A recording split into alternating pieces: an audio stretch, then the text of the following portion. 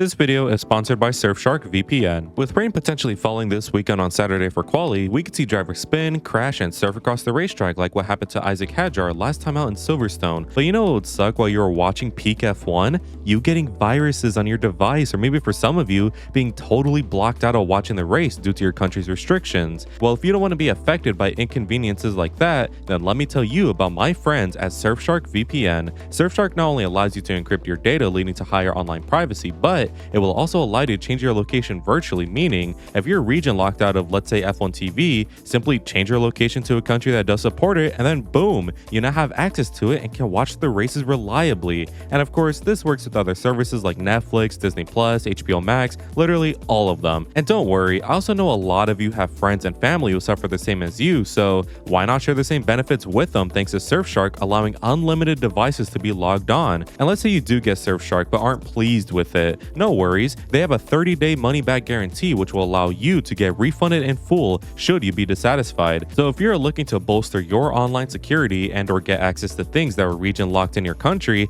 as well as a plethora of other features, make sure to subscribe to Surfshark VPN by going to surfshark.com/fduck and using the promo code FDUCK for an additional 4 months free. It has helped me greatly with online privacy and security since I haven't had any sort of viruses or malware attacks in forever, and it could be more beneficial to you, so why not give it a try? Once again, go to surfshark.com/fduck and use the promo code FDUCK for an additional 4 months free. So with that, let's get back to the video. Now, when it comes to the F1 title and who deserves it, it's obviously the McLaren Formula 1 team, since so many people often forget where they came from. This team were on top of the world for many years until about 2009. 2009 saw new regulations take effect, and for that year, McLaren struggled to get a hang of them at first, but after introducing upgrades and all that sort, they found their way back on top for 2010, 11, and 12. While no titles were won, they still won races and were respected until 2013 came along. The team started to implode fast thanks to old leadership making dumb decisions for power. Wonder where I've seen this before. So in 2013 and 14,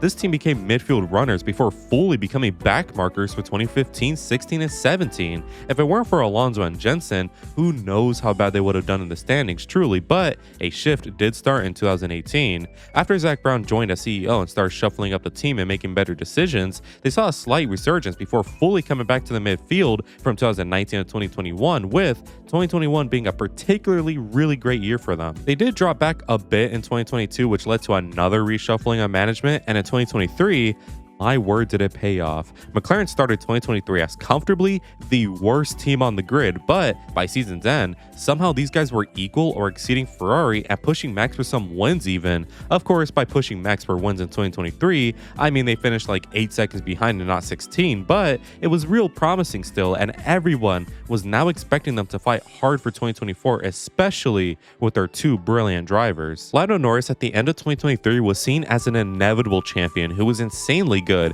and Piastri was seen as the future gray of the sport, but by the end of 2024, man, had the narrative shifted. After Miami, 2024 saw McLaren as the fastest team straight up. They weren't comfortably fastest and still had tough competition, but for the most part, people thought they should have won most races and at the very least, fight for the driver's title till the very end. What ended up happening though, is Lando took home a good amount of poles, but rarely converted them to wins thanks to many bottles which sealed the title for Max way earlier than it should have been, by the way. This led to people calling Lando an ass driver and Piastri as the better one, while keeping some respect for McLaren, aside from the cheating allegations, which I think were true in some cases. But it is undeniable how good of a job McLaren have done to crawl back up to stardom, so entering this season, it was expected they would dominate, but what maybe wasn't though, is a current driver's title fight between their two drivers of Lando Norris and Oscar Piastri. While the team have kept things civil, their fans sure haven't, so I thought we should look at the two drivers and see who is the most deserving of the title that is so heavily argued about. Because let's be real, both drivers equally deserve it since what they're doing right now is already extraordinary, but let's still talk about this. So go join the Discord to debate and subscribe if you're new if you love all title fights. So enough yapping and let's be civil now. A good weather for a race, but especially for a duck. The way I'm going to do this video, by the way, is see each driver's strengths and weaknesses. So let us begin with Oscar, the current championship leader, and see any weaknesses he may have. For starters, his biggest flaw used to be his tire management skills, but he has fixed that, so now it's really just his pace. Now, this isn't me calling Oscar slow, because he's not. He has good one-lap pace and good race pace, but it could be better, because I don't want to say it, but I'm still gonna. The car does a lot of the heavy lifting. Now again, this is not me saying how he is actually super slow as mid-full quality at best, which is not the case. What I mean is, he's not really that extraordinary in there. To me, he just does the minimum that's required of him without really pushing on edge of things. It doesn't look like he's wringing the neck out of the car, he just looks solid, which is great, but soon enough, he's gonna have to go against a driver like Max, Charles, or George in a proper title fight in near equal cars, and I just don't see Oscar keeping up with them. Again, I have to state this 3 goddamn times now, Oscar is fast, but I wish it would go a bit faster, because he can go blitzing quick. We literally saw it last week in Spa where he just decided to cruise home to sprint pole by 4/10, but again, the issue I presented was shown at Spa as well. People on Twitter were calling his win a masterclass, which yeah, it was great, but all he really did was overtake one driver and slowly pull away, which didn't even last long anyway since he was getting chased at the end. A masterclass would have been him overtaking Lando and then just dancing off of the distance and gapping all other cars insanely quick, something like a Hamilton Silverstone 2008 masterclass or a Verstappen 2024 Brazil masterclass. He still won in good fashion, but if it was a true masterclass, he would not have been getting caught by Lando. That's all I'm saying. And for the 4th time again, he is not slow, nor is he blitzing quick. I just get the impression he could go even faster if he really digs deep, but who knows? What he is doing right now is still very impressive and definitely has gone even faster compared to last year where qualifying was a major weakness for him. So this is good progress, and if he does continue going up, then this issue will eventually go away for him. Another weakness for him is less about his skill and is way more opinionated if anything, but man, this guy's just so boring. Like with Kimi, he was cool and composed and it gave him aura, but to me, Oscar's Iceman act just feels like, well, you know, an act. I think he is holding back some emotion and personality that I think could actually aid him if he uses it correctly. Another example, Spa and Silverstone. In Silverstone, he made a mistake where he braked really hard as the safety car ended, which gave him a penalty for a dangerous maneuver. My man was pissed off about this at the end of the race, but after like 5 minutes, he was just boring again. I'm willing to bet that the reason why he stomped out Lando last week was because he was driving with a point to prove that Lando is not him. He is him. So come on, Oscar, put your balls in people's faces more. It can maybe benefit you. But now for Oscar's strengths, and quite obviously, we have his consistency and his race management. Let's start with his consistency, which is absolutely top notch. In most, if not all race weekends, Oscar is a contender for pole and the win. And I don't mean that in like free practice he looks really good. No, I mean in the qualifying, he is always in the top 3 and it's the same in the race. And that's just the minimum, because more often than not, he is fighting for the top spot, which is exactly what he needs. As a championship contender, he cannot afford to even look slow once, since by season's end, every point will have mattered and you just can't leave anything on the table. Plus, at every track, no matter if it's high speed or low speed, Oscar just gets it, man. He always immediately looks comfortable straight from the jump and doesn't really need any major adjustment to get his form back in check.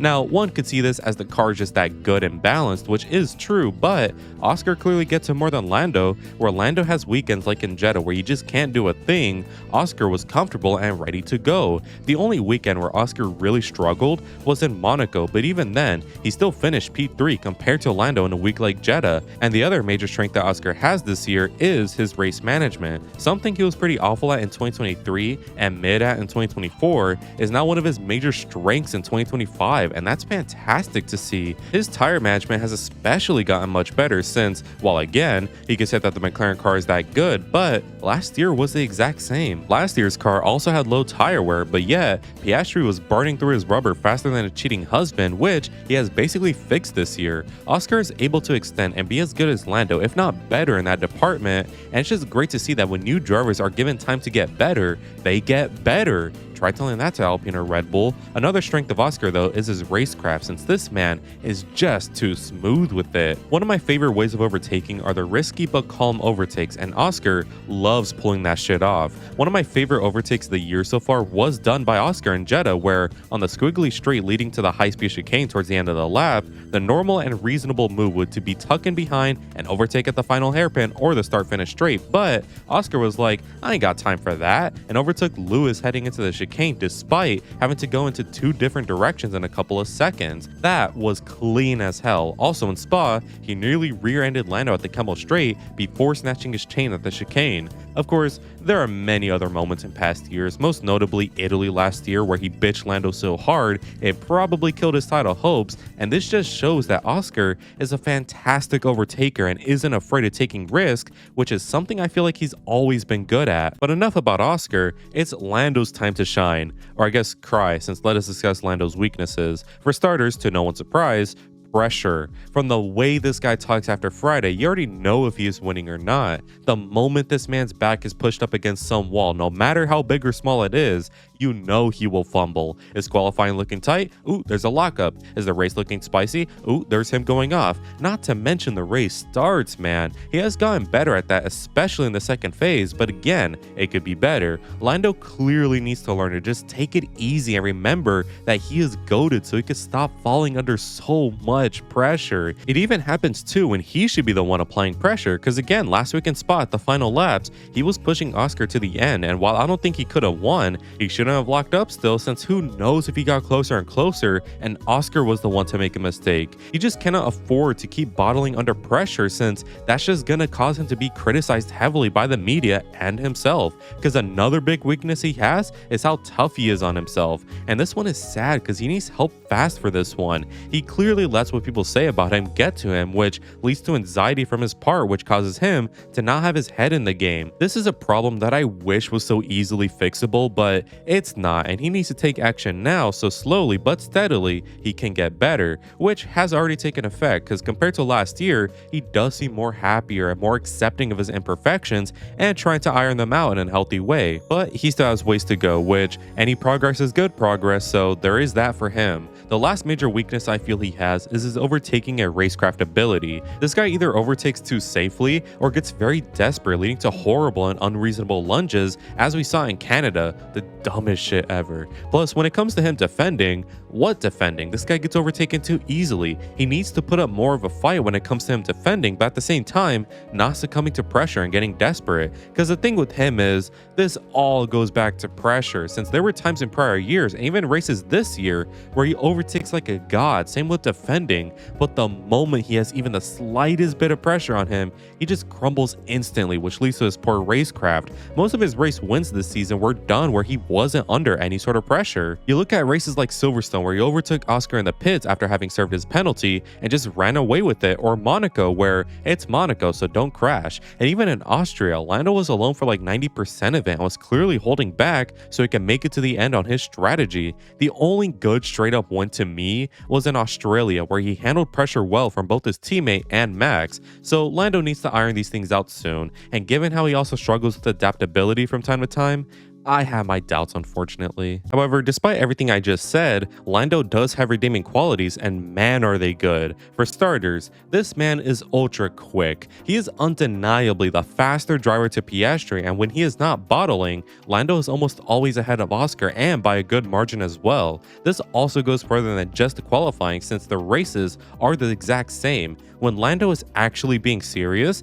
there is almost never a fight between them, since Lando pulls away from Oscar. It's really just a shame he does bottle so often, because if this guy was able to keep himself cool and composed, there wouldn't be a title fight right now between the two drivers. Lando has so much pace that he can't unlock due to himself, but when it is unleashed, he is one of, if not the fastest driver that day. The lights are not that bright, Lando, I swear. Another good strike to Lando, though, is his wet weather ability. Now, he did have that moment in Australia, but he was able to keep it on the road afterwards, where Piastri couldn't and almost DNF'd. Plus, for the majority of the race, he was doing well in the wet, not to mention Silverstone, where he pulled away. Once again, he did get ahead of Piastri. Again, it's the same issue with the pressure thing, since the only reason why it looks close between them under the conditions is that Lando doubts himself but when the pace is unleashed, he is up there with like Lewis and Max in wet weather ability. And I would say tire wear also applies to this, since while Piastri has gotten better at that, he still isn't as good as Lando. Lando is able to extend the tires to an almighty stint, as we've seen in many prior races, which in this day and age of the Pirelli Championship, it almost guarantees the win for him. Really, Lando is just better at everything to Oscar and mainly just fails when it comes to pressure and mental fortitude. Lando is faster, Lando is better at tires, Lando is better at management. It's just that he constantly doubts himself. So to finally answer the video's title of who is more deserving of the driver's title, I think undoubtedly it's Piastri. Piastri, in my opinion, is the slower and honestly worse driver to Lando, but he deserves the title more because he is able to keep himself calm and composed like all champions before him, and is able to beat Lando at his own game. However, I do want to make this clear. If Lando clears his head after the summer break and stops bottling so often, Lando will definitely run away with the title. Lando's biggest enemy isn't Oscar, it's himself, and if he could finally just get in the zone and stop with the numerous lockups and running wide moments and even crashes, Lando will win the title. Because you would think that with all the bottles this year, Piastri would be like 50 points ahead, but he is not. He is only 16 points ahead, a gap that Lando could easily close up. Because these bottles are just moments. They're just one lockup or one moment going wide. It's not like he's crashing all the time or just can't turn the car ever. These are little mistakes for Lando, and if they are to be eliminated, there is nothing stopping him from catching up and beating Piastri. But we've been saying this for over a year now, and given the slow progress that has been made, I doubt Lando could turn around so quickly after the summer break, which leads to Piastri winning the title thanks to his ultra consistency. Because in an era in the sport where management is so important, Oscar really is the driver that is set to win it all. Nothing Oscar has done so far this year leads me to believe he will fall off, which will likely lead to a last race showdown for the title, and the title ultimately in Oscar's hand. So that was my thoughts on who deserves the title. Of course, every driver deserves it, since this sport is so incredibly dangerous and having these talks are kinda scummy, but I try to be as respectful as possible, so sorry if this video seems a bit ill-intentioned. I just want to see a good fight, and I truly believe this fight is good between two great talents. You can mock all you want about these two, but the truth is, they have done more than we will ever do in our lives, and we should just appreciate them and not be so bickering and parasocial about them. Because really, some of you lot need lives. So just enjoy the moment and appreciate the two drivers who risk their lives every week for our enjoyment. Anyways, I want to give a quick shout out to all members of the flock for their continued support. Make sure you join in if you want cool benefits, as well as just helping me out. Anyways, if you enjoyed today's video, make sure to leave a like and subscribe, since it really helps me out. Make sure to let me know in the comments what you think of this. And as always, have an amazing day. Good weather for the duck.